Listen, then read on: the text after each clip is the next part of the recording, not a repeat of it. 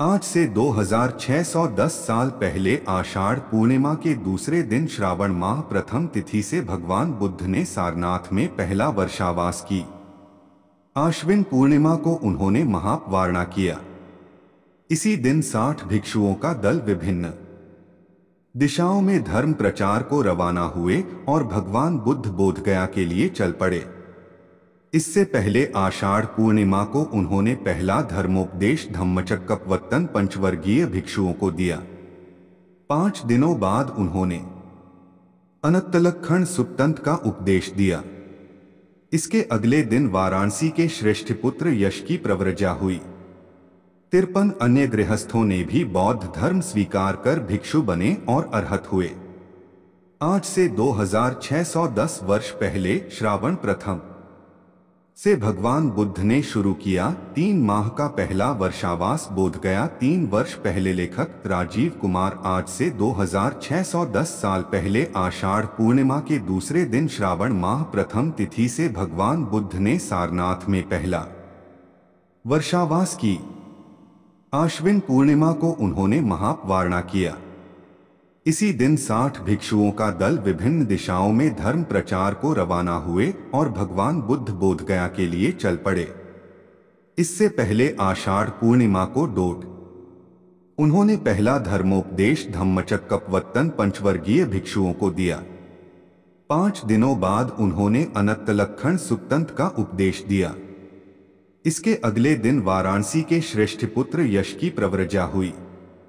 53 अन्य गृहस्थों ने भी बौद्ध धर्म स्वीकार कर भिक्षु बने और अरहत हुए। इससे पहले ज्ञान प्राप्ति के 50वें दिन आषाढ़ पंचमी को उन्होंने बोधगया में भोजन ग्रहण किया और सहाप्ती ब्रह्मा के अनुरोध पर धर्मोपदेश का निर्णय लिया था। उसी दिन गया शीर्ष वर्तमान ब्रह्मयोनी पहाड़ी की ओर चल पड़े और रात्रि विश्राम किया।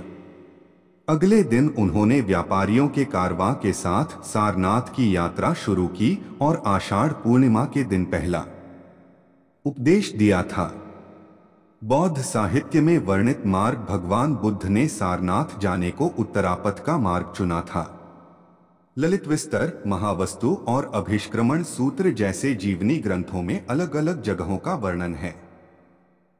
महावस्तु के अनुसार बुद्ध के मार्ग में जो स्थान मिले थे वे थे बोधि वृक्ष गयावशलाकुंड विलालोहित वास्तुकागंधपुरा सारथीपुर। अभिनिष्क्रमण सूत्र के अनुसार बोधि वृक्ष चंद्रचुंडाजिरा कर्णपुर सारथी। रोहित वस्तु ललित विस्तर के अनुसार बोधि वृक्ष गया, रोहित वस्तु उरुवेलाकल्पा, अनाला और सारथी। डेहरी में है सोन नदी पर बना पुराना पुल। डेहरी में सोन नदी पर मुगल काल और ब्रिटिश काल से अधिक प्राचीन पुलों के निशान देखे जा सकते हैं। डॉ शर्मा ने मुगल काल के पुल पर शोध के दौरान उसके फुटपाथ के नीचे बहुत प्राचीन काल से पत्थर के फुटपाथों के निशान पाए हैं। उनके अनुसार यह बुद्ध के समय से पहले के हो सकते हैं। डॉ शंकर का मत है कि बुद्ध ने उरुवेला से सारनाथ जाते समय यहां डेहरी में सोन नदी पार की थी।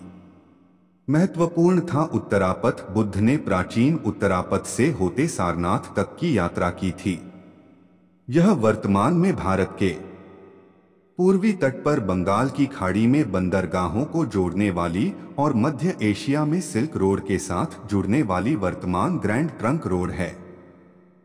डॉ शंकर शर्मा, सहायक पुराविद, भारतीय पुरातत्व सर्वेक्षण के अनुसार एक फीडर मार्ग मौजूद था जो गया को उत्तरापथ से जोड़ता था। यह पचरा और बारा की पहाड़ी सहित अन्य अलग अलग पहाड़ियों से गुजरते हुए औरंगाबाद में देव में उत्तरापथ से मिलता था। प्राचीन काल में इन पहाड़ियों ने एक मील का पत्थर के रूप में काम किया होगा। गया शीर्ष पहाड़ी था उत्तरापथ जाने का जंक्शन। महावस्तु और ललित विस्तार के अनुसार बोधिवृक्ष से भगवान बुद्ध पहले उत्तर की ओर गए, इसके बाद पश्चिम की ओर सारनाथ की पदयात्रा की। बोधिवृक्ष से सीधे पश्चिम भी जाया जा सकता था, लेकिन सारनाथ जाने के लिए उत्तर की ओर गया शीर्ष पहाड़ी जाने का कारण था। उत्तरापथ की ओर जाने को गया शीर्ष पहाड़ी यात्रियों व व्यापारी के एकत्रित होने की जगह थी। सुरक्षा कारणों से लोग समूह में निकलते थे। घने जंगलों से गुजरने वाले मार्गों में ज्यादातर कई मार्ग, उपमार्ग और ट्रैक मिलते जुलते क्रॉसिंग होते थे। समूहों में यात्रा करने से जंगली जानवरों के मिलने या खो जाने के खतरों से बचा जा सकता था।